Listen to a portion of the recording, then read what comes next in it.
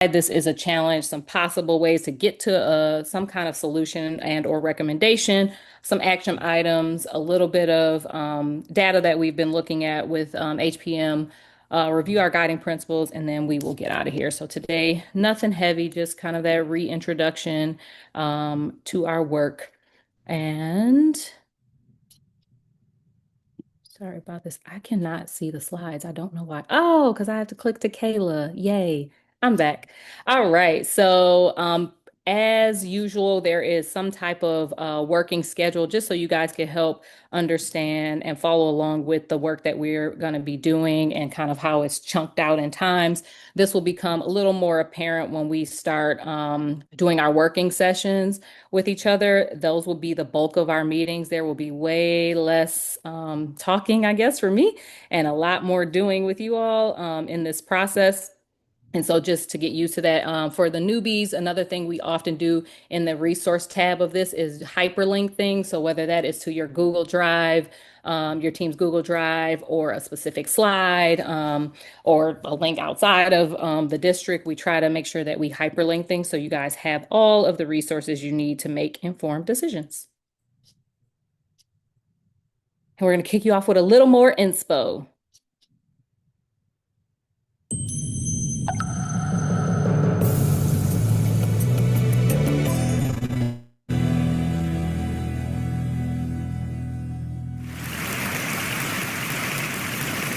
I'm a professional troublemaker.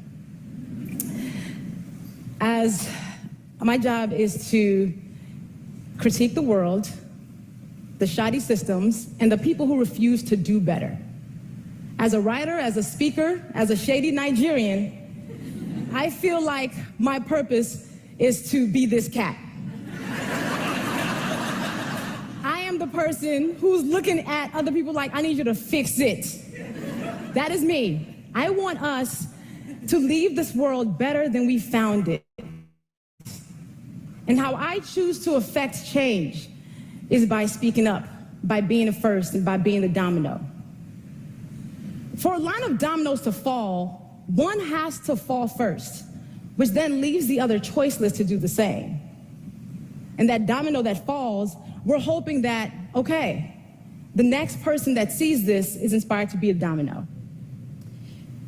Being the domino for me looks like speaking up and doing the things that are really difficult, especially when they're needed, with the hope that others will follow suit. And here's the thing. I'm the person who says what you might be thinking, but dared not to say. And a lot of times people think that we're fearless. The people who do this, we're fearless. We're not fearless. We're not unafraid of the consequences or the sacrifices that we have to make by speaking truth to power. What happens is we feel like we have to, because there are too few people in the world willing to be the domino, too few people willing to take that fall. We're not doing it without fear. Now let's talk about fear. I knew exactly what I wanted to be when I grew up. I was like, I'm gonna be a doctor. Dr. Lovey was the dream. I was Doc McStuffins before it was a thing. And I remember when I went to college, my freshman year, I had to take chemistry. All right. So that amazing inspiration is really about being the domino. So this work is really difficult. It is heart-wrenching, but someone or some group or committee, if you will have to be the domino in this. So I just, this video spoke to me based on the emails, the personal conversations that I've had with many of you guys outside of the SAP committee that are willing to kind of be that domino that tips this process with us for DeKalb County, because it is not easy. It is not something people like to do, which is why several superintendents push it off. It's hard work, but definitely necessary work. I will say, in being the, if you will, the fall guy, that our chiefs are 100% behind this as well. They meet with us twice a month now, just thinking about how to operationalize a lot of this work. I want to give it up to my other big dominoes, which is our planning and operations team, who I'm sure is probably tired of my voice at this time. We're pretty much like family at this point, my brothers and sisters in this work. that has been pushing a lot of this for a long time. With that, I will say that unfortunately, the decision making isn't in our hands. So we can do a lot of this work. And what the board decides is what the board decides. So I just want to be kind of realistic about kind of how the domino works in this district, that we can do all this work. It could make perfect sense to us. We can have the data, but there still are real families and real feelings and, representatives of that may choose to go another route. But I want us to be confident in the work that we put out, and that we're not afraid to do it in a kind of cohesive and collaborative manner. So I just appreciate you guys and just wanted to share that with you. Sorry for my summer folks who saw that already, but just wanted to share that with this group overall, because I do think that this is definitely a bit of a domino effect. So I appreciate you all. All right. So meeting norms. So for those of you who have not been with us, we always have meeting norms typically on our tables. We were in person all year last year, and kind of hone in on which one, kind of what process we're doing and where we're at. So this process for these next few months is really going to be about kind of getting that I am off of impossible and thinking about what's possible. There's a lot of what's been in DeKalb. This committee is really around what could be. And collective impact is going to be big. So there's many parts to this puzzle. Kayla and I sit in countless meetings at this point, trying to figure out how each of these pieces go together and what information needs to be disseminated so we can get as many people on board as possible. I've read a few books around this work. The Tipping Point, if you've never read it, super great book to read that is like really honestly about like if you can get at least a third of the population, at least knowing, even if they're not on board, but at least knowledgeable, that kind of is the tipping point for change. So really working hard on what that third looks like so we can get enough people on board with our direction. So we'll be really focused on that possible piece and the collective impact in these next few months. So the next session is, about purpose, non-purpose, and our vision. So these are not things you haven't seen at this point.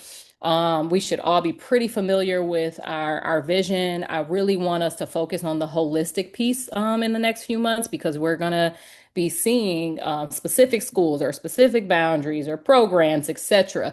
We're not honing in on one thing, right? We did a little bit of that last year, and now we have to look at this as whole picture. So think really holistically. And again, kudos to some of those personal conversations that I've had about like, I see the big picture, my community is struggling. I appreciate that, right? This is going to be the year where we have to try to bring the community along that journey and be really realistic about the benefits and challenges of whatever we, put out, because there will not be one bang answer that supports and that everyone's gonna love, right? And so I think pushing as many people that are in your ears or in your emails to think a little more past just their boundary, their school or their program is going to help with this, because I will guarantee you our board members are not thinking about just their constituents, not all the time, but we're really doing some work behind the scenes on onboarding them on these processes as well, and thinking a little bit past their district boundaries. Yesterday or Monday, today's Wednesday, on Monday, I went to the board meeting and I really pushed in hard on our purpose and non-purpose. And thinking through, or really challenging, I should say, our community and board to understand that we're talking about what could be and not the how it could be. The how is really going to be designated for our chiefs and our divisions to make it make sense, right? And so I really just wanted to share with them, because I've heard a lot of things throughout the community at board meetings, like that SAP is not the end all be all for all things wrong in DeKalb, but we have a little bit of a broader scope on what the possibilities are, and then there's going to take some work on the how, and that's again going to be at the district level once we get to that point. So that's kind of the home run I wanted to hit there. And this year I added a SAP outcome piece. So what is it that we're trying to do? We need to develop recommendations related to buildings, boundaries, and programs that is triangulated by data. I'll pause there. Our data is not by any means flawless, but the data we have we need to use. We have pushed really hard in the last year on pushing our finance team, our operations team, our program team on kind of cleaning up as much of that as possible. In full transparency, it runs pretty deep, and there's been some practices that we need to address to make data more clean. But I think we have enough to do this job. I will say that. So that's, I think we will have enough. We need to have this informed by community input. And I want to push on informed by, not dictated by, right? And so we spent a lot of time making guiding principles for this purpose. We are going to get a lot of community feedback and input, which is great. And they may uncover some things we haven't considered, which is what I'm hoping for, that we can then come back to that drawing board. But anything we bring back and everything that we do will be guided by our guiding principles. So if there's a great community push that doesn't meet our guiding principles, then it doesn't meet the guiding principles. We are sticking firm to making sure whatever recommendations we develop are in line with those guiding principles. All right, so a quick recap, and then I'm going to talk about the new timeline because I know that's heavy on people's mind. So for those of you, oops, I think I changed the slide. Sorry. For those of you that weren't here our first 10 months, we spent a lot of time learning and questioning a lot about buildings, boundaries, and programs. We took some time to meet with those responsible for those areas to hopefully get some clarity and answers around those pillars. And then we spent the next few months really a good chunk of time developing our guiding principles, which is why it's so important to move us. Our HPM representative was like amazed that we created guiding principles and is going to use that in their work around deciding things for eSPLOS funding. So it was just really helpful to see those, or for us those to emerge out of this work and to help guide what we do. And then in the summer, we obviously spent time, planning a lot. We did a summer institute just to start workshopping a little bit about how we can talk about this mapping and programs and just using them kind of as a first shot at figuring out how the fall, would work. We started our partnership with HPM to understand their needs and how we would connect to this, and started developing some communication plans around this year and moving forward for the fall. All right, so the big question that I've had a lot of emails about is what happened to the timeline? All right, so we originally wanted to bring recommendations to the board in March of 2027. What is it? 26, excuse me. 7. It's 25. 26, sorry. And then some new discoveries happened with eSPLOS funding. So for those of you who have never been a part of an eSPLOS process like me, that money that gets voted on, or that referendum, that gets voted on by community members isn't just a DeKalb referendum. It has a few counties that are involved in that. When that vote happens is a collaborative effort with those counties. So that vote got moved up. I'm not sure what the original date was, but it got moved up to November of next year. And that means we have to backtrack from that.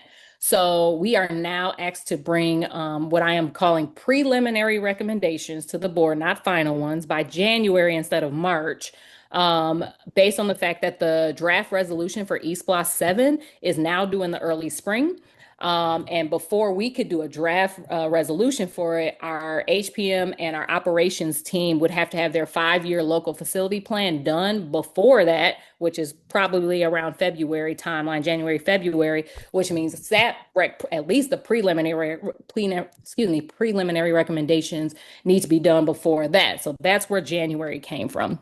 And I say preliminary because we may have a good idea about what could be. Would there be tweaks along the way? More than likely, but at least it gives some planning time for HPM and our operations team to start moving that work forward. The other kind of push that came from the superintendent and I believe the board was around the fact that financially kind of sustaining this many buildings, especially ones that are completely, not completely, but very, very under enrolled, the financial cost of that is starting to weigh on the district. So there is an ask for like small changes that may not include boundaries necessary or construction necessarily, that we may be able to offer up for next year, which is a tight window.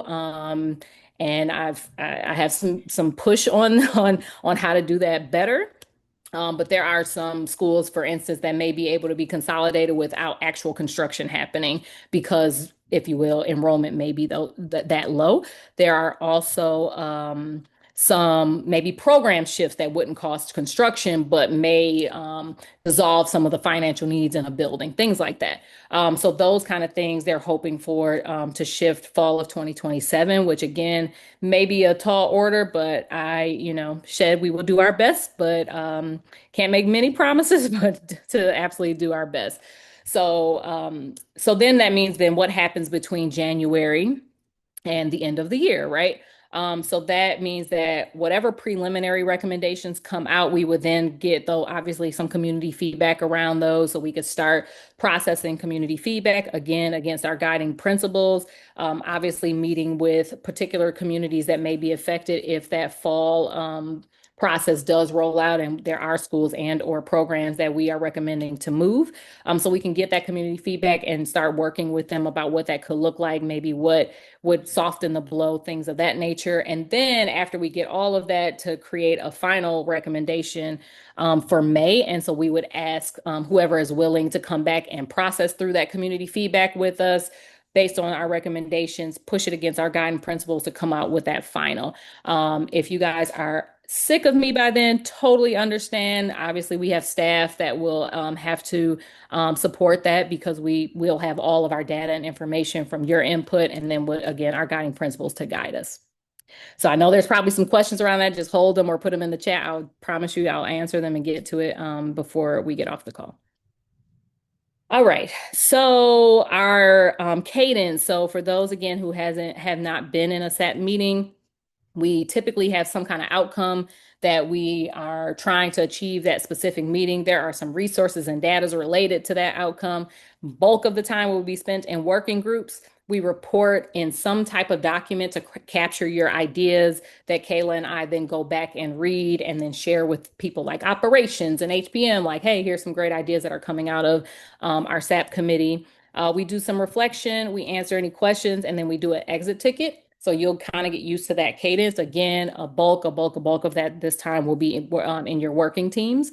And because we now have HPM that can start crafting some of these ideas into actuality, you'll be able to see your ideas, manifest into something. And that wasn't really the case last year. Last year was a lot of processing and thinking. This year is going to be processing and doing. So you'll be able to start seeing that, like we'll have a discussion, we'll weigh some things against guiding principles, use a tree-led process. Then when you come back, you'll kind of see the results of that or options around those processes with HPM and our operations team doing the work behind the scenes for us. All right. All right. So the challenge for those of you that follow our board meetings closely, great. You have a lot of time on your hands. They are very long. But every month now, I will be giving the board an update on our work. So again, just no surprises. We really want to make sure that as we're even just thinking about things or things are emerging, that we are informing people. So one, the board will be informed every month. I will kind of be doing a synopsis of here are some things that our SAP committee has been considering and or looking at, get some feedback so you guys have that information. On top of that, we were creating a kind of virtual newsletter, if you will, that our family engagement and communications team is working to get to specific community members that don't typically show up to board meetings, so we can just keep people in the loop about what's going on. We know that some things are just going to catch fire, some things are going to be in the Decatorish, but if it's going to be something, we'd rather it be something from us and not community members rumor mill that are happening, because they have already begun. So we're going to watch this cute video. This is on our SAP website. It is now the front video on our website. So for people that want to know where are you guys at or what's going on, this is a really good video to capture that. And from some gracious pushes on, like, we have to kind of think about the why a little bit better and package that. Here's the result of your recommendation, and I appreciate it. So let's watch the video. I am DCSD. I am DCSD. I am DCSD. Over the past decade, DCSD has faced a steady decline in student enrollment, and we're not alone. This is a trend we're seeing nationwide, as well as here in Georgia and Metro Atlanta. To make this more consumable, let's look at the 24-25 school year's enrollment by grade band. Elementary schools. Only 83% of elementary school seats are filled. This represents about 9,000 open seats. Middle schools. Only 79% of middle school seats are filled. This represents about 5,000 open seats. High schools. Only 87% of high school seats are filled. This represents about 4,000 open seats. And projections show that enrollment will continue to decline over the next 10 years. We are DCSD. When we have more schools than students to fill them, resources are stretched thin. That means taxpayers shoulder unnecessary costs, and kids miss out on the fuller opportunities that come when resources are concentrated. These are the 5 challenges we must address together.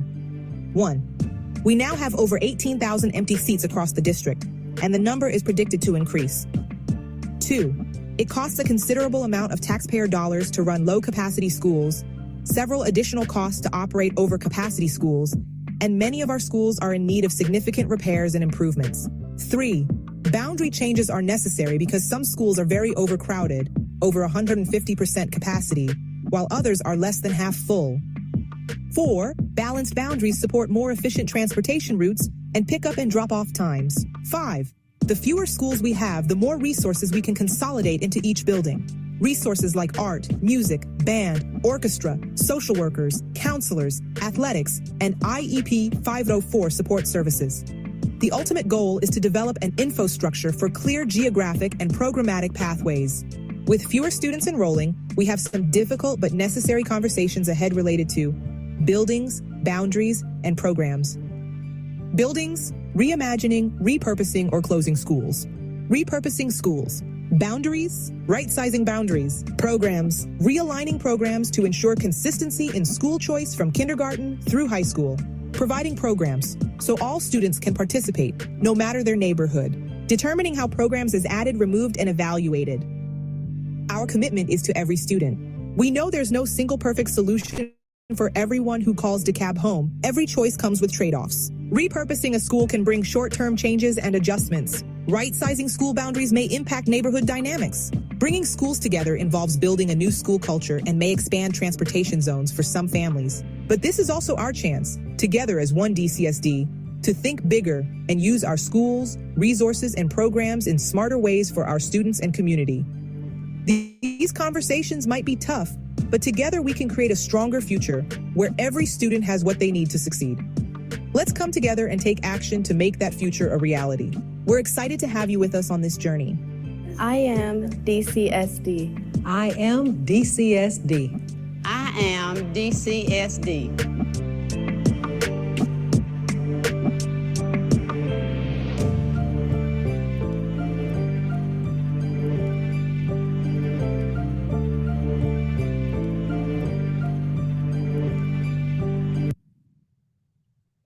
So yay for our comms team for taking all the stuff in our brain and all of the feedback that we've gathered over the course of the year on like why this makes sense and is important.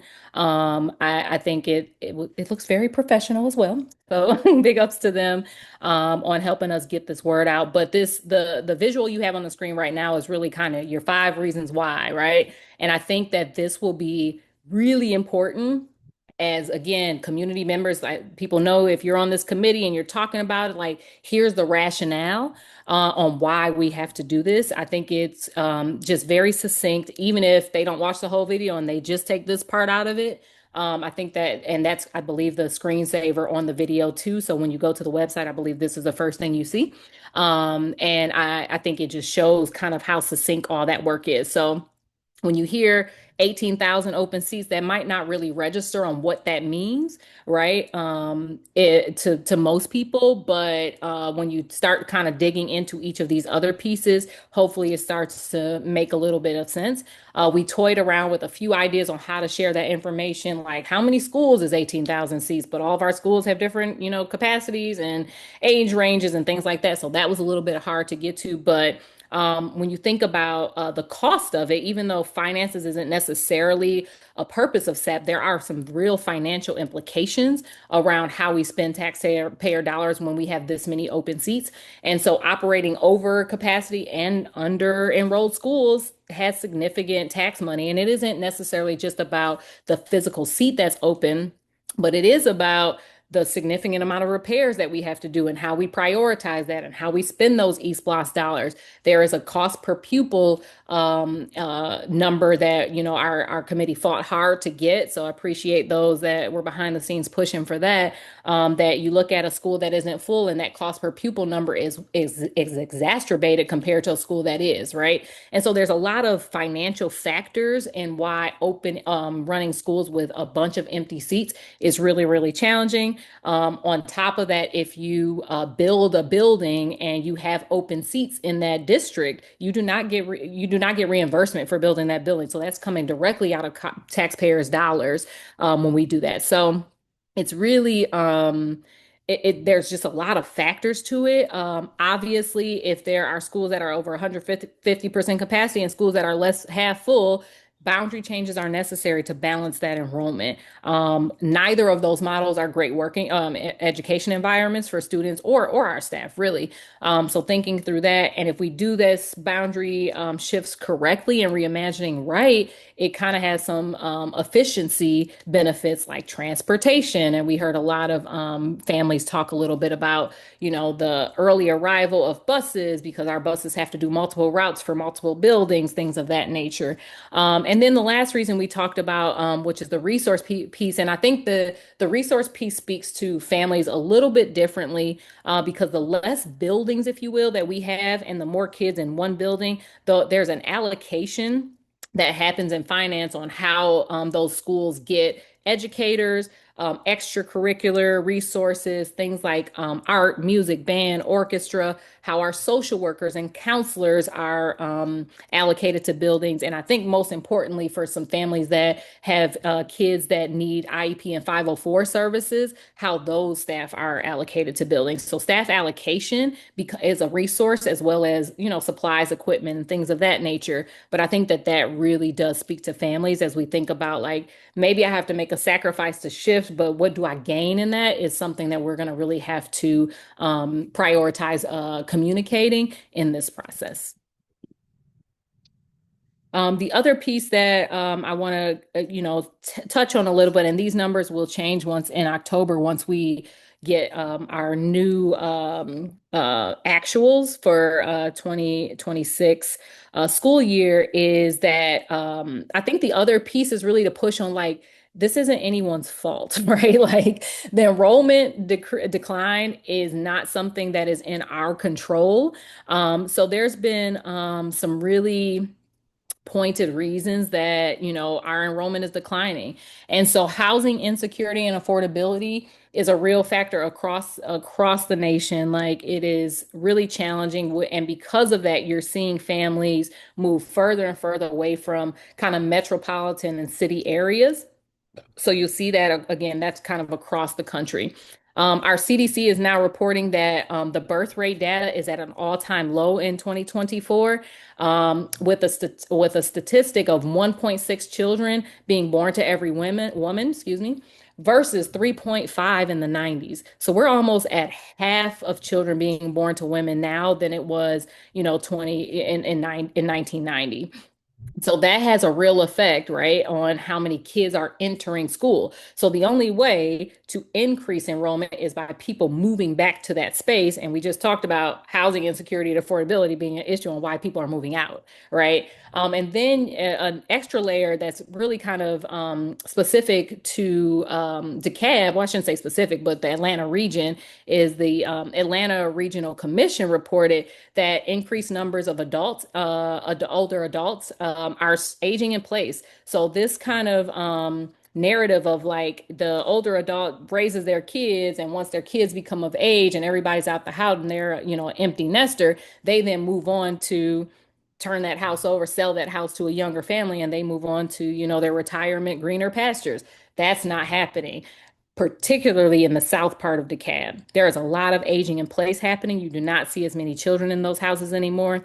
And they're aging in place because of what? Housing insecurity and affordability. So we're back to not having enough kids in that space.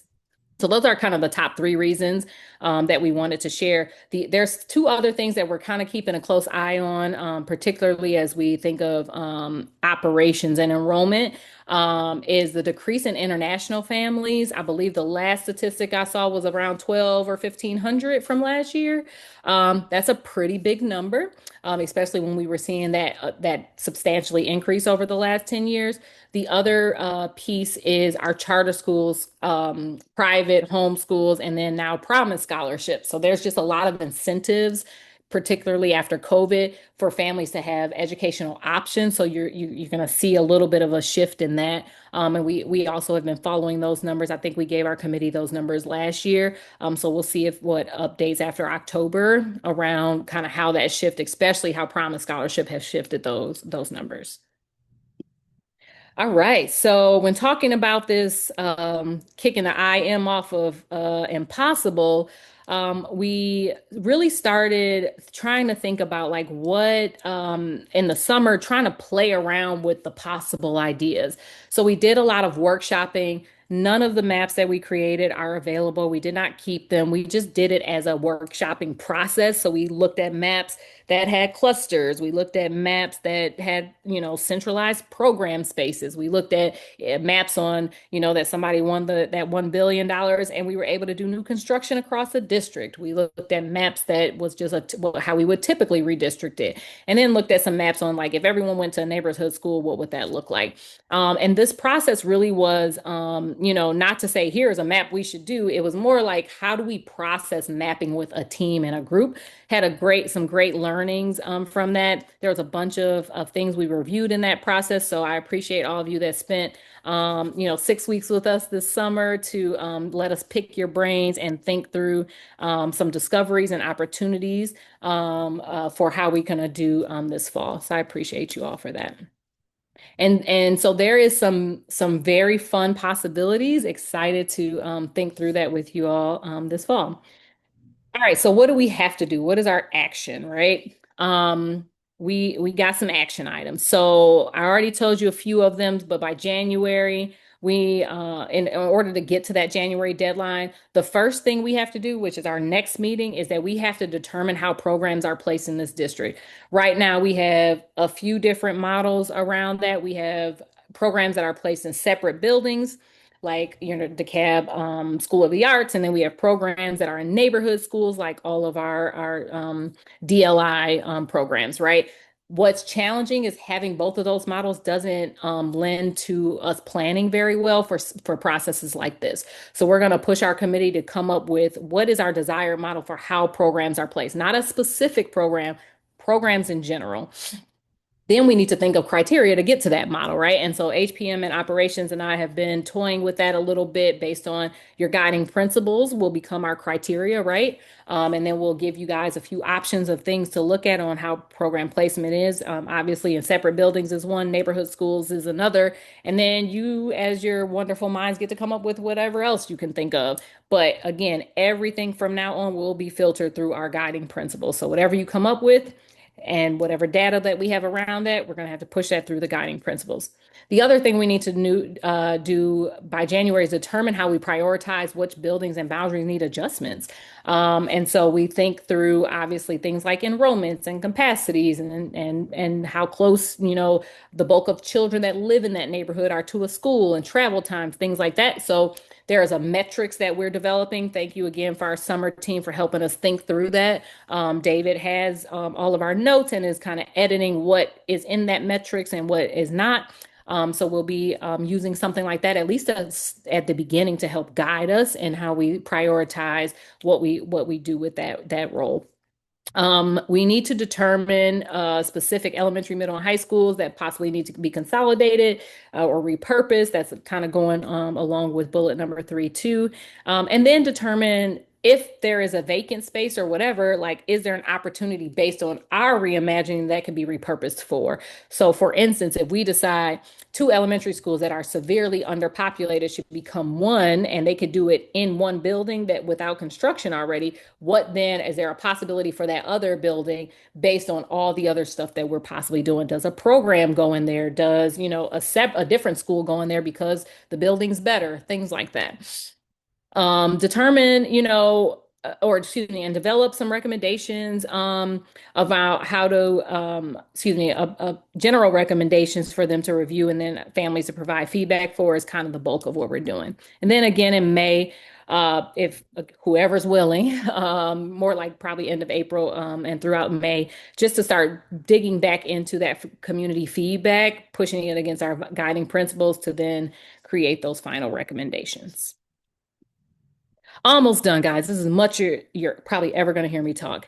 So we've been doing some real work on some internal collaborations and some collaborations with HPM, who is on the call. I'm going to give them a moment to speak in just a second to tell you a little bit about what they're doing with us.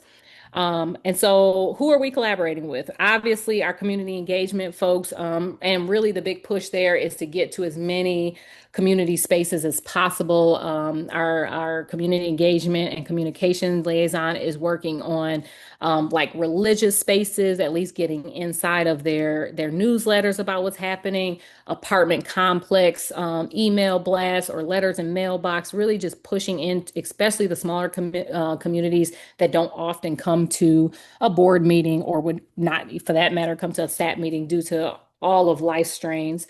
So really trying to think holistically about how to get to as many of those families as possible. We are meeting with board leaders. We are meeting with district leaders to just start processing some of this work. Because what I don't want, and I've been as transparent as possible, is for us to come up with some wild, crazy idea, and then all of the people that have to implement that be like, yeah, there's no way that's happening, right? And so just bringing them along that journey and pushing on that as we kind of go through the process again, so there's just no surprises for the people that have to eventually implement this. We have been working with HPM and operations really closely. They are going to be supporting on the community end and on the back end of this work, and on how, the East Blast funding gets allocated in this work. And so working closely with them is kind of putting our money where our mouth is. And I appreciate that partnership. Obviously, we're doing a lot with our facilities team, enrollment projections. We are thinking a lot about how we're going to prioritize all of this after this process is done. I don't want that to get lost kind of in translation as we move from SAP ending to the implementation phase. And I'll let HPM jump in real quick and talk a little bit about their role in all of this work. So I believe we have, where did my notes go? Can we get HPM off mute? You guys hear me? Yes, there's Scott. Okay. Thanks, Sarita. I am Scott Leopold with HPM. I have been at this kind of work for 20 years now. And so all we do is these types of planning processes across the country. I think it's great that we've got district staff like Sarita that's able to kind of help facilitate all this. Our role is really the keepers and masters of the data. And so we're working hand in hand with Hans and his team to make sure that we've got the data in a consumable format so that we can use it and make, good recommendations and good decisions. And so over the next couple meetings, you'll be seeing dashboards and some reports rolling out that'll really help shed light on things that may have been mysterious in the past. Yes, the dashboard. You guys are going to love the dashboard. It's super cool. So HPM will introduce that at our in-person meeting, just so you guys kind of get a first glance and open to it. It's really dope. I mean, it'll be public too, but I think it's really just a cool resource. It's something we've been asking for. So very excited about the dashboard that you guys get to see and then play with and use as a resource as we kind of go through this work. Yeah, so let me just tell you what's next. And then we'll open up the floor for a few questions. Oh, we got through this fast. All right, so again, next meeting, the outcome will be to determine how we're placing programs. If we could figure out the program piece, everything else is to follow, right? So we battled a little bit back and forth on the kind of timeline on what we were doing first. That program piece is really, really important. So please know that there are some program documents already in your Google Drive. We'll send our slide deck with how many programs we have, which ones are in buildings, which ones are in not, because that's really the pull and tug right now. And then just start thinking about, based on our guiding principles, how our programs currently placed and do they meet that? And how can we get closer to our guiding principles with how we place programs throughout the district? So that's the homework, if you will. If you are not in our Google Drive, please email us. Kayla, do you mind dropping the SAP email in the chat? If you have not been able to get access to it, there is a wealth of information in there based on the work we've done over the last year and a half. So please make sure you jump in there. There's a really nice link for all of the data we've been looking at. So please jump in there and look through kind of that program piece, because we have a lot going on and we need to become a little more succinct in order to get to a place that we need to get to in January. That meeting will be at Lakeside High School on September 24th at 6:30. All right, now we can open it up for questions. I see Kayla's been in the chat. Appreciate it. I think I've answered a few in there as well. Yeah, I think I put a question in the chat early on that I didn't see a response to around. So we were doing all this work on guiding principles. After we make the recommendations, are the chiefs and the board bound to consider those or be guided by those guiding principles, or can they sort of say we're going to choose to consider rationale outside of that? That's a great question. I'm gonna tap in Chief Weaver on this one too. I will tell you that HPM's has been doing some work with our chiefs, and I think it's been really important. And I think what HPM said was like, if I can get the chiefs kind of, or excuse me, the board members bought into the guiding principles and really push on this, like I think this is the way to go, right? As people come in their ear, right? Like this is the way to go. I will say at least, and I haven't been here for a board vote of this nature, but at the end of the day, it's still up to them. Is that right to say, Dr. Weaver? I don't really know how else to Yeah, say that's exactly what I was going to say. So the chiefs, our role is to support the process and to be able to make sure that Ms. Smith and her team and you all have everything that you need to facilitate the process. And then that information will be turned over to our board. The ultimate decision will be made by our board members. And so I don't want to say that they won't go outside or consider some other information. But what I will say is that all of the information that has been gathered from the SAP committee and the meetings, Sarita's been really good at keeping all of those things succinct. And some of our board members have actually been to some of the SAP meetings. They're asking and keeping updated on that information. So they are the ultimate decision makers in the process. Our job is just to facilitate that process, make sure that we facilitate like stakeholder input, engagement sessions, those type of things, and then to be there to give a different lens, because there are 13 different divisions. And so, there may be one lens that one person will need to look at and one from another one that we need to look at. So those are the lenses that they will look at. But what we were trying to do is make sure that we give our board members all of the information that they need to make an informed decision. But I appreciate that, Megan, because I think I am if you guys haven't noticed, I'm pretty passionate about my job. So I've reached out to some people that no longer work for the district, but was a part of the 2011 pretty mass redistricting, just to I was like, just put me in my place. Like what?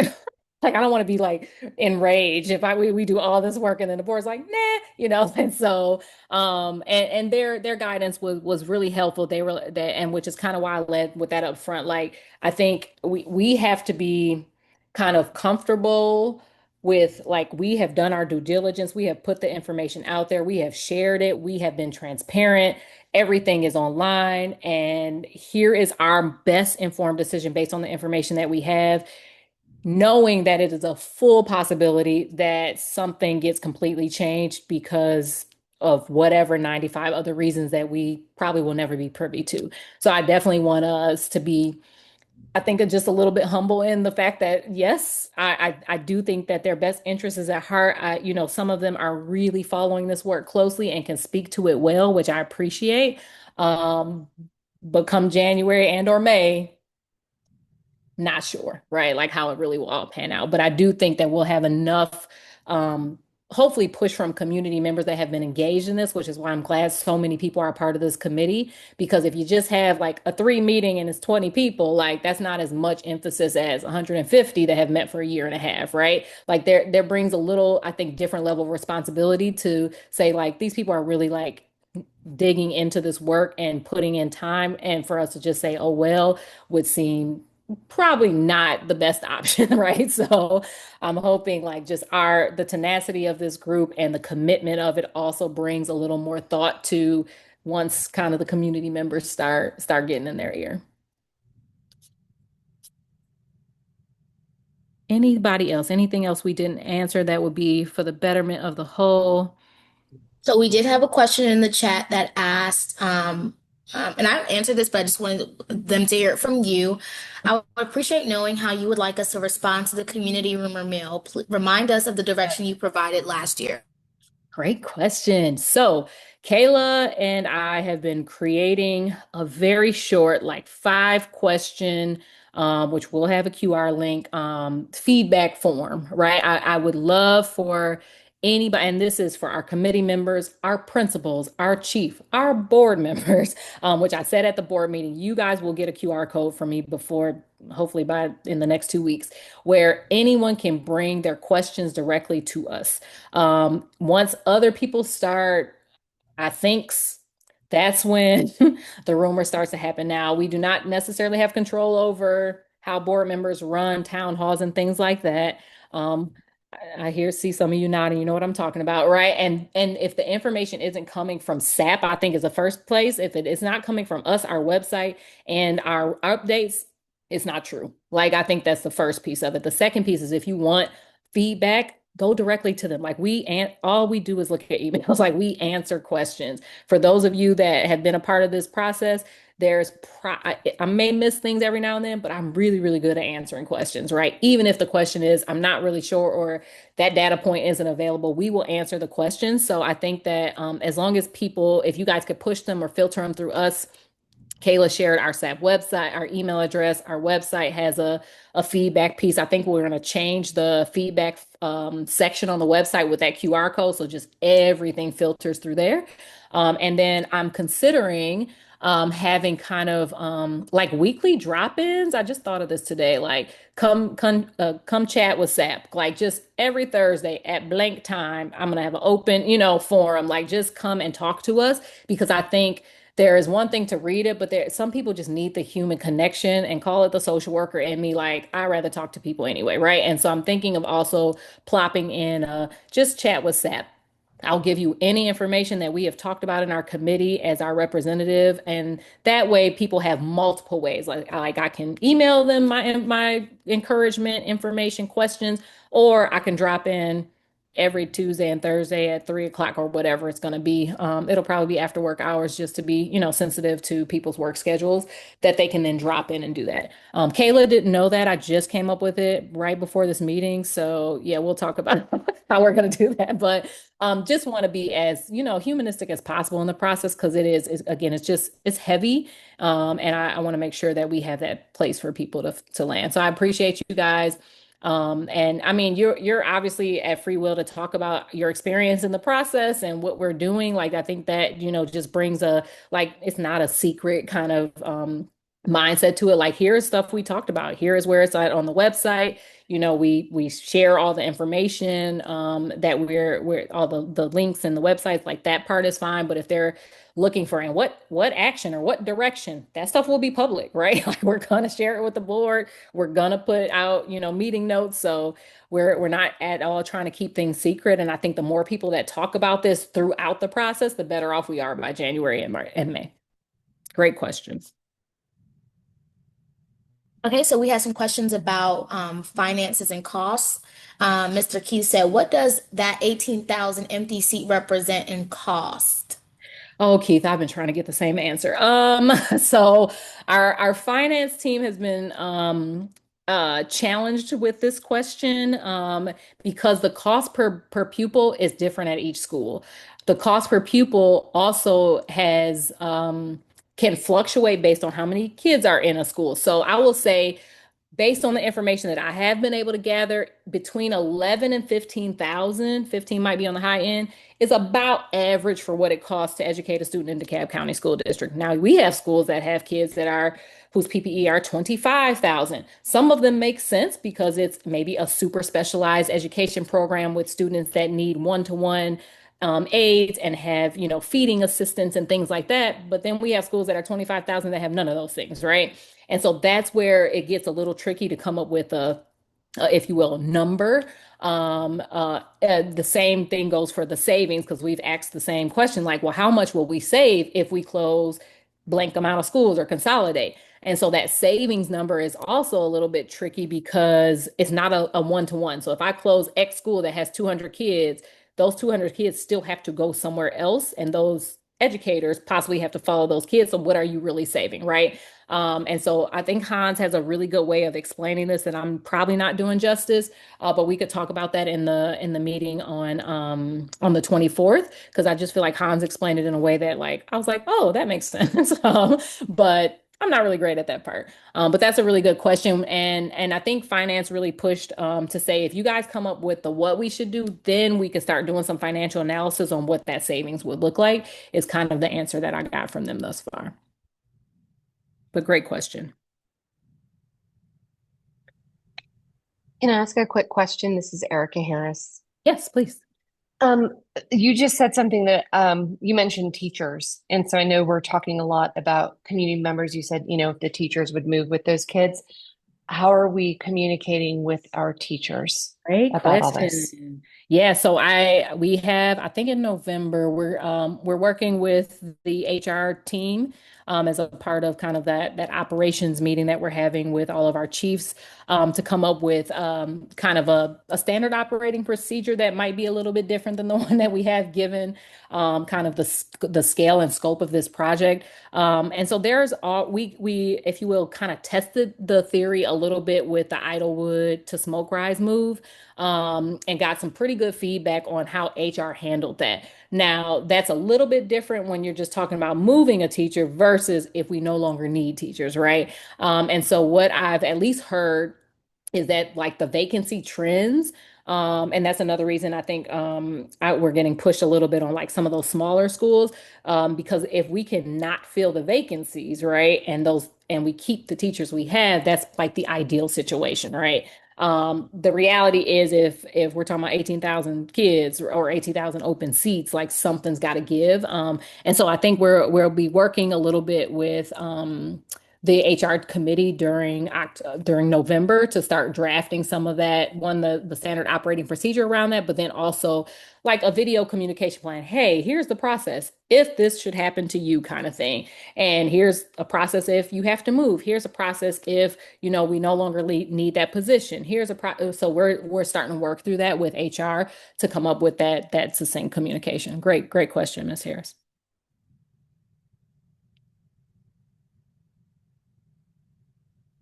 Kayla, seeing anything else for the betterment of the group? Yes, just a few more questions. Miss Mary asked, so you mentioned something about housing affordability. Does this mean that districts like Cobb and Gwinnett are not facing as much pressure? Well, I can't speak on Gwinnett. I'm not sure about Cobb either. I've been following Fulton and APS for sure. I'm also new to Georgia, so I really don't know these communities as well. It could be that they're not. I doubt it though. I think a lot of, again, as I said up at the top of the meeting, a lot of superintendents are just honestly deathly afraid to do this work. It's really hard, and so you see a lot of it getting pushed off. People are only going to be able to push it off for so long. So if you saw Fulton's process, they just went through this last fall. Actually, APS, excuse me, is in the thick of it now. So at some point, I think every district's going to have to budge because the actual dollars per student just won't be there to manage that many buildings if they're not full. And for all I know, Gwinnett and Cobb could be full. I know Mr. Hofstetter has done some work in the Gwinnett area and talked a lot about how they've made really large. They've done a lot of the work before, if you will. So they've made really large campuses. If you've ever been to a Gwinnett middle or high school, they're massive, like 2,500 seater campuses or something crazy. And from my understanding, they did that work so they have more flexibility in how they use those buildings. So the way they use their East Blast dollars was a little bit different and a little forward thinking, if I may. And so they have some more flexibility and less small buildings that they can kind of flex and scale how they want to. And they have a lot of land, so a little bit different than what we're working with in DeKalb. But for us, last time we've done this was 2011. And just our demographics have shifted pretty drastically since then. So we're kind of back at it. But really good question. Another question, if nobody is going to unmute, it was Mr. Kirk said, so the information we asked for and haven't received, are we not going to get it? I'm not sure. And that's why I said at the top, like the data we have is what we're probably going to have to use. I think what HPM is going to offer will be pretty helpful, especially that dashboard, which is really, really helpful. But I will continue to check and push as much as I can. But I also don't want it to be a hindrance to us finishing our work. To go with that, Miss Nancy asked, so can't someone quantify the amount of reimbursement money that DCSD is forfeiting because of the empty seats we have? That's a possibility. I can definitely ask finance about that one. I would imagine we should be able, especially if we're not getting reimbursed, we may be able to find that answer. I do know that Sequoia Middle High School, we are not getting reimbursed, excuse me, for that, because we have high school seats. So I do know that one. Now, how much it is, not sure, but I can ask. Yeah, this is Oh, Hans. hey, Hans. I might as well actually come off mute now. I've been letting you know all the answers. For that one, I think it is, there is a specific number, but it's really, as you say, it's more about whenever we build something new, the Dresden that we're building, Sequoia, we are not getting any more reimbursement because we have so many open seats. So it's less about a specific number that we are not getting, and more every time we consider we have that. I could go back and do the calculations for when we decided to rebuild Dresden, what would have been the reimbursement if we had gotten reimbursement for that. But the best way to think of it is more every new thing that we do, every new classroom that needs to be built, because there is, despite a declining enrollment, as has been pointed out in the chat, that it's not even everywhere. And just the distribution of students is already not even everywhere. And so there is going to be a need for new classroom space in some areas, even as we're closing it in others. Ideally, any new classrooms being built, we would get reimbursement for. At the moment, because we have so many open seats, we're not getting any reimbursement anytime we do new construction. Thank you, Hans. And that was a really good point. And I believe some community members have asked this too. Like you say, it's declining when my school is bursting at the seams. Facts, right? Like they are. Because where people live or where they decide to live, again, out of our control, right? And so when we say balance enrollment, like that's tricky in DeKalb when some communities are just super dense. I'll pick on Clarkston, just super dense. I don't care what street angle you turn, that is a dense community, right? And so regardless, I mean, outside of us saying you can live over here but go 12 miles to another school, which is not plausible. Like there are some spaces where, to Hans's point, we're going to have to add on because there's just a critical need and has been for a while. And then there are others where it's like a child desert land, right? And so those are some of the challenges I think we have to kind of face and work through, and really think through an access and opportunity lens about how we don't take so much away from a space like that, and what can we offer them to gain too. So if I have to consolidate a building or 12 or whatever the case is, like what do those families get to gain, and how do we bring their input into that process, right? Because the reality is that where people live is just that vastly different throughout the county.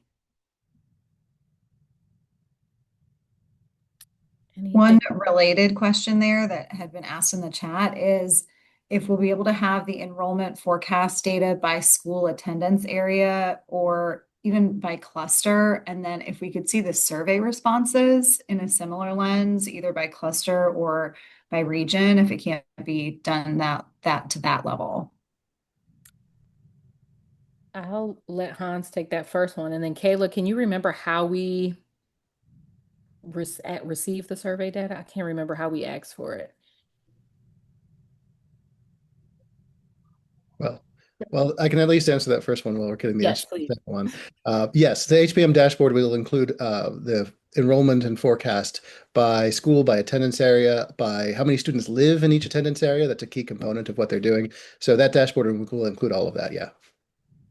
You guys, it's a really cool dashboard. Like I'm so excited about this. You're gonna love this dashboard. Kayla, do you Yes, remember how we oh, the go ahead. survey data I believe is on PDF format, and there are a few. If you go to our SAP website, I would share my screen, but there is one more slide we need to share. But if you go to the SAP website under, I believe it's community feedback or something like that, there's a link where you can access all of our survey results. Yes, sorry, I've looked through the survey results. I'm wondering if Yeah, we I can don't. slice Yeah. it to understand preferences by if there were differences by region or cluster. We may have to go back and ask them how it can be disseminated. It may be. It may be. The other thing is that and it was a miss on my part. In one of the surveys, I think we did ask something about like regions or area people live in, and then School like of attendance, yeah. full of attendance, thank you. But in like the condensed one, we didn't. And so I was like, oh, what a miss. But I do think we can ask Shaw if there's a way of getting it that way, getting like just Okay, like more of a just synopsis of, answers that way. that would be super helpful. Thank you. And I am still going through the chat to for some of the questions. Ms. Mackey asked, has specific data from the State of Schools report been made available to the public yet? I thought it was supposed to be available this summer. So the state of schools that HPM just did, I believe that is coming. They just presented on it Monday morning, or excuse me, Monday at the board meeting. I'm not sure exactly when the file will be given, but that is something we'll make sure is in our SAP information. Yeah, this summer was when they were collecting the data, and that's when all the data gathering and everything leading to the state of the schools that was presented at the board meeting. And right now, we're making it available for board members, senior leadership first, so they're able to look through all of it. The dashboard, the documentation around that, like the actual reports and all of that, will be going live for the public the same time as the dashboard. All right, Mr. Martin asks, can you expand on what you mean by SAP is the what, not the how? The second homework bullet says, begin thinking about how. Also, many of the bullets under the purpose for SAP would seem to be a how. Is SAP mainly stating the problem what and leaving the solutions how to others? Very good question. So when I say the what, like what we should do in the district, so there may be some hows in there a little bit. But what I keep hearing, just kind of like people saying like, oh, well, how are we going to, let's say, assess programs? That's not us, right? Like we should say what programs should look like or what maybe some criteria should be, but how that's assessed and how we implement it. So when I'm thinking about the how, it's really around implementation. So how AP programs are distributed around the district, that's not us, right? How certain buildings may look or how we use them could be us, but mostly I want to push us to like thinking about the what as like what do we imagine this county to be and not how it works on an operational or daily basis. So sorry for that confusion. Hopefully that's more clear. Ms. Smith, Alrighty, if I Mr. can Keith. Oh, I'm sorry. I'm sorry, Kate, if I can add one thing, I was also looking at some information in the chat. I don't want us to go away thinking that teachers or staff members will be losing their jobs if any of our schools close. Keep in mind that there are a lot of things that will happen through the natural attrition process. People will retire, people will leave the profession, go to other districts, get promoted. All of those things will be factored into the number of positions that we need. And many of those vacant positions will be absorbed by teachers if there's any changes in their particular school. So I want us to make sure that we are not walking away with someone's going to lose a job or something like that, because there are many factors that will be considered through just natural attrition. And as Ms. Smith shared, the HR department, they're already working on that plan and what that's going to look like and how we will move teachers to locations and looking at specialty classes and all of those things. So I just want to put that in the atmosphere, if that's okay. Thank you. Mm-hmm. All right, Mr. Keith had a follow-up question. He said, would the board be open to consider growth strategies in the declining areas as a part of this work too? I honestly can't speak too much on the board. Like I'm a few levels away from that. But I think as we present kind of the work each month, there will be definitely some opportunities for kind of a little push on the growth and the learning piece of this. And one part of what HPM would really like us to do is to kind of onboard them and push their thinking around this process. And I think their years of experience in this work is going to be really critical and really kind of just give them some autonomy on like, hey, we've seen this in other spaces. We've done this for, several decades. Like as these things come up, because we have several new board members too, right, that have not been in this process before. So it's going to be really critical kind of on our end to make sure that we're onboarding them as much as possible throughout that process. So we will definitely be pushing as hard as we can on our end for that onboarding. Alrighty, Miss Mary says, APS in Fulton has a very messy process in the media. Are they doing anything right that would be helpful to DCSD? Great question. I did meet with them. I actually met with Fulton as well. My meeting with Fulton was a little more about like, well, how are you guys doing? And we want to learn from you. And I was like, well, you're in it already. I was trying to learn some growing pains from you. What Fulton told me is at least the one thing that they feel like was a learning moment was they felt like they drug it out too long. They were like, it was just such a long process that it just felt like the fire just continued to burn slowly for so long. The other thing that they wish they did was had a little more of a community centered piece like this, where more people were like really given as much information as possible to the process. So that's all I got from Fulton. From APS, what I heard was that talking about, and this is gonna feel sorry, guys who always want to know about the finances, but talking about the finances and talking about school, talking about the buildings in relation to the children in the buildings was a miss. For instance, they want to move, there is a building that they are planning on closing that has really, really high achieving students in it. None of them live where the building is. They want to close that building, move all of that students as a whole to a different building. And I'm assuming do a school within a school kind of model. I'm not really sure. But the argument that is flaring up is like, but these kids' CCRPIs are great. That's a disconnect from the physical building and boundary and where kids live, right? And so they kind of cautioned us on that. And I know APS threw out some kind of number that was indicatorish. When our finance person talked to APS, I will say that conversation was interesting, and I'm not sure that we want to follow that model. That's all I'll say about that conversation.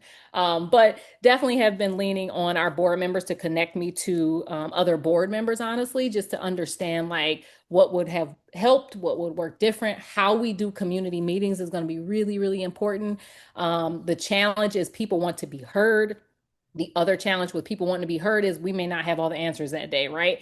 And so if you don't have answers for the stuff that they want, that becomes really challenging in a space where people's emotions are already high, and they feel like they're losing something. So a lot of push on like, we want to hear you. I probably can't answer it today, but I promise you, if you go to our website, we already have a section called something like what you said and what we did, right? Like we want to make sure you know that there will be an answer.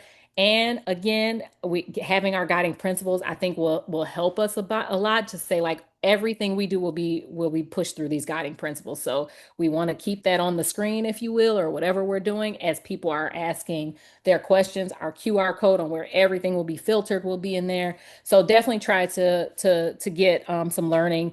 I think again, and I'll same thing with any challenging process. We could do everything right on the back end, it's still going to be a storm. Like people, it is personal, right? For people, you guys get the benefit of having a much broader scope than most people ever would in this process. So your understanding or your challenges for that matter, or your grace in this is just going to be different because you have been a part of the process. A lot of people are not going to dig this deep. And so it will be very personal and very about them. And that is completely understandable, right? So another thing we'll be kind of pushing on the board to do is like you just gotta weather, you gotta go through the storm, right? Because it's personal for people, it's financial for people, right? Moving a boundary line is a financial implication for people of their housing values and where they decided to live, and they've planned out their kids kindergarten through 12th grade, a whole process based on them buying that house, right? And so some of this is weathering the storm. And I think as Megan pushed on, like, can the board really hang on to those guiding principles will be important as that storm is happening. And that's kind of what that push will be from our committee to our superintendent and board members. But I've definitely been following. Miss Nancy, did you have a question? What are the options? You say if we repurpose closed schools to serve the community, what are the options to pay for that? I don't know. I don't know what those options are necessarily. Oh, Hans is coming off. Maybe he has an idea. I just didn't know if there were any good options. Generally, so a lot of what we've been talking about, or what, or like when I hear Sarita saying, options for repurposing a school, it's for the use of for the school district. So, for example, the Early Learning Center in the former Terry Mell Elementary, the if we were to consolidate high schools, that high school facility, whatever high school facility isn't needed anymore, would still be a large, useful educational facility and would be an asset to the district. So what other uses for the district? Now, that's not to say we can reuse every single facility. There would still absolutely need to be facilities that are just closed and not used anymore. And that would be part of this process, is figuring out what that looks like.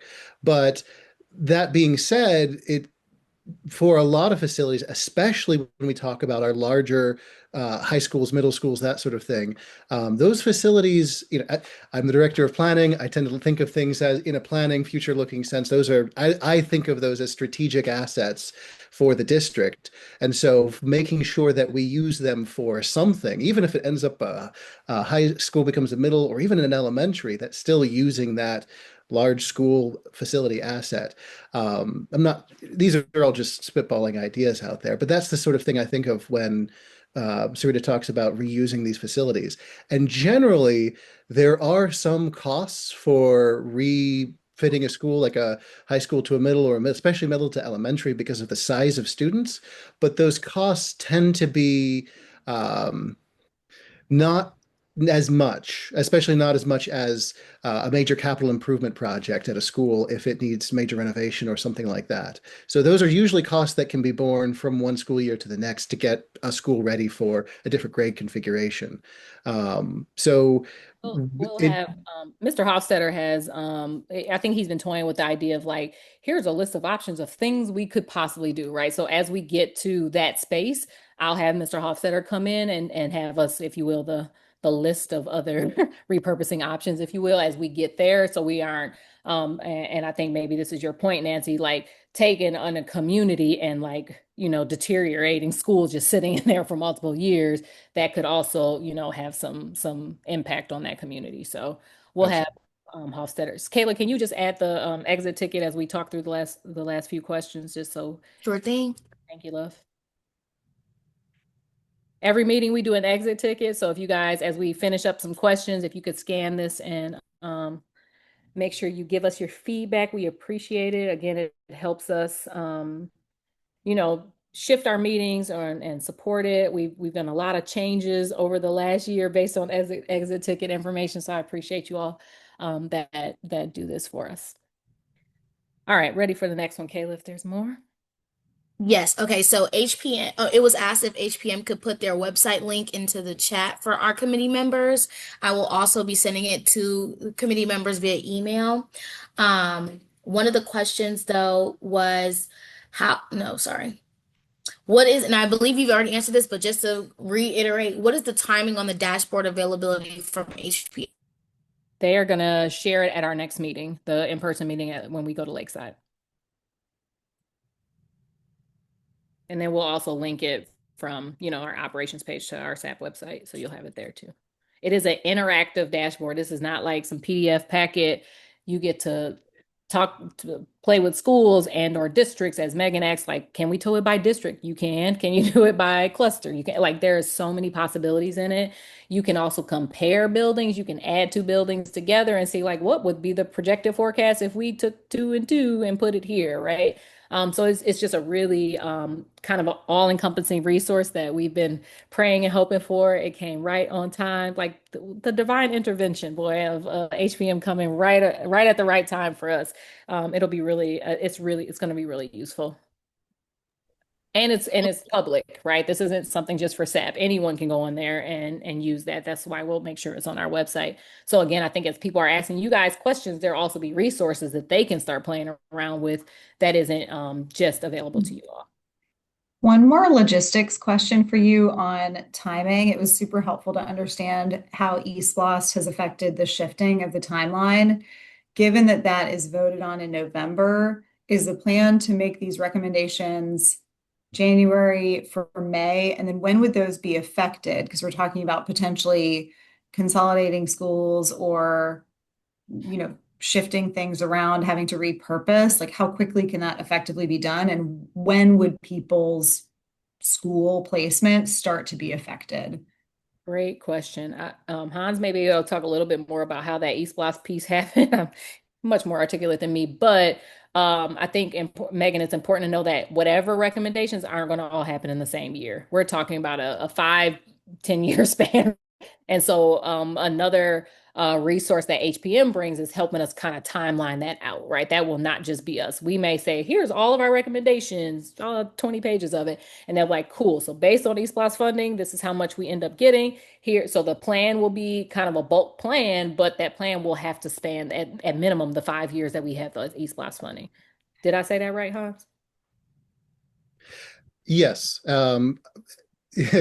There's obviously different expectations going into this on how long that will take, because we'll have to figure that out as we go along. What's the universe of things that need to change to get to the vision that SAP is recommending? How long will that take? But yeah, the expectation is going to take, it's definitely not going to all happen in 1 year. And with SPLOST, I think it's important to recognize too, SPLOST is definitely playing a role in us wanting to accelerate this, but it's also so that making recommendations and having the board approve something late in the school year that may or may not impact the next fall means they're passing something a few months before it would then, be impacting folks. Whereas being able to have something a little bit earlier, so there's an understanding of not just here's what's being recommended for the next 5-10 years, but here's what is being recommended for next school year. Mm-hmm. The earlier you get that, the easier it is. It will also help so that we're not having this conversation while also talking about, oh, there's a SPLOST happening that's going to help support on the construction side what these recommendations may be. If there's need for major capital improvement, additions, or whatever the construction costs may be, SPLOST will help support that, but it will follow what SAP recommendations and what the board approves around that. But that also means those recommendations need to be out there before we can have an effective SPLOST conversation. That's kind of how that leads. Yeah.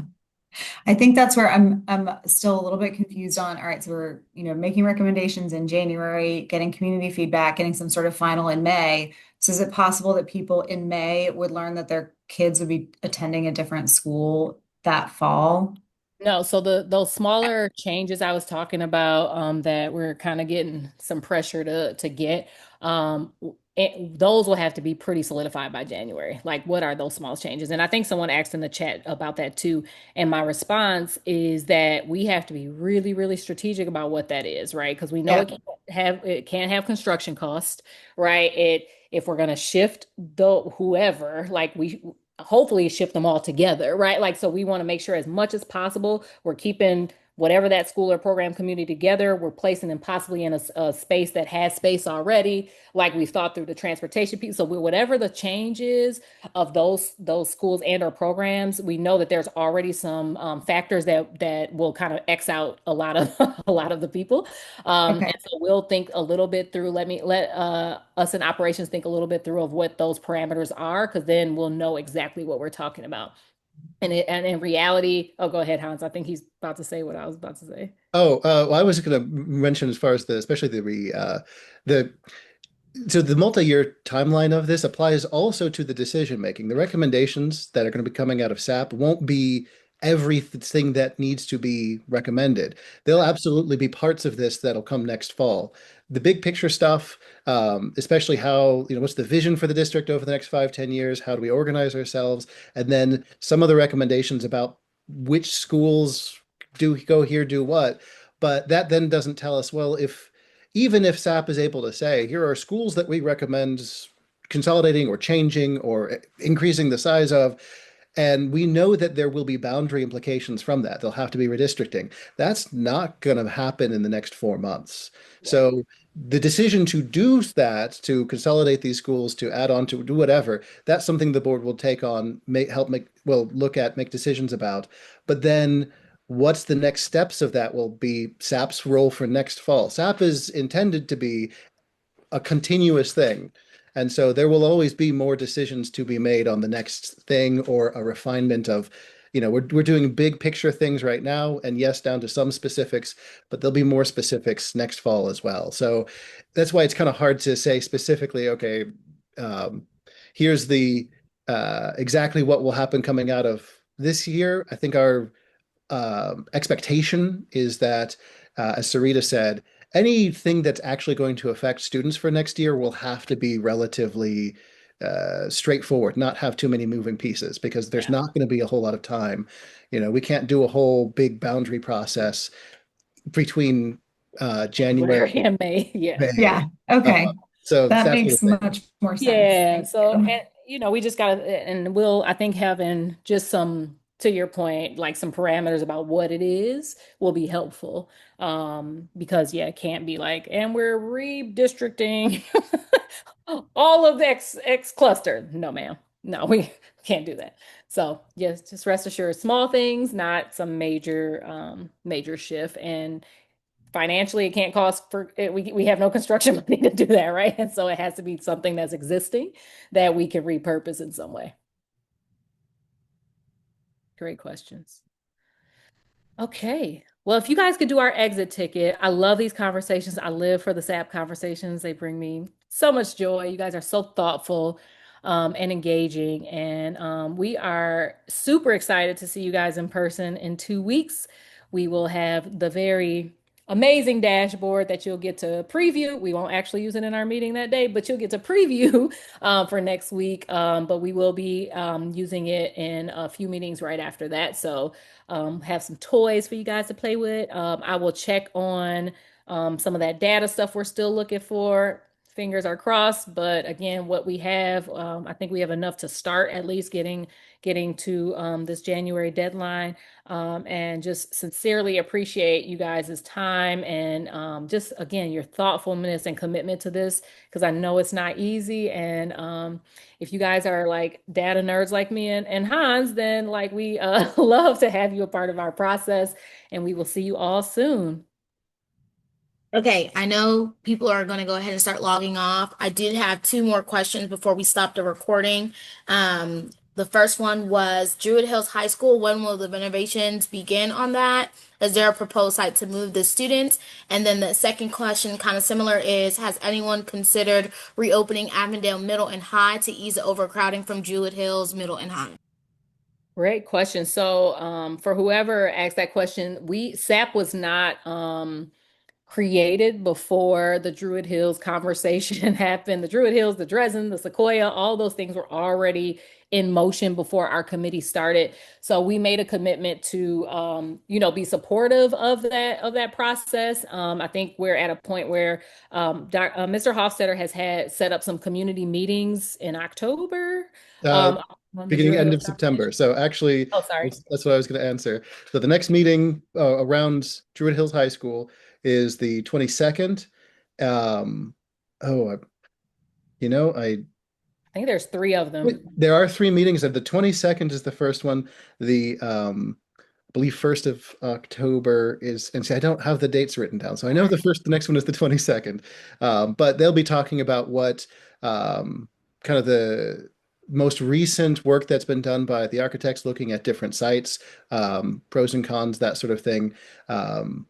That will all be put out there and addressed. So if you're particularly interested in Druid Hills, I recommend going to those. I do know that the superintendent has, and correct me if I'm wrong, Sarita, has committed to having some sort of response to how to move forward with Druid Hills. I believe in November, but sometime, I mean, even before SAP is going to have their recommendations.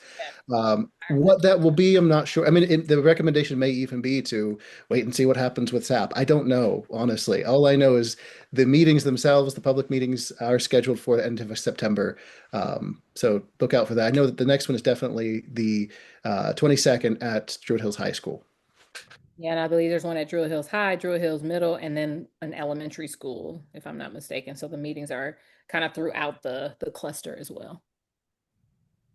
So it could very well be that it wraps into our work. It could be that there has been a resolution that they're trying to get to and want to kind of finish it, and that, will inform our work. So it kind of depends on what happens by then. And Eric actually just put the meetings, dates and locations in the chat. So thank you so much for that. Oh, there they are. But those dates and times are located on the district website, I'm assuming.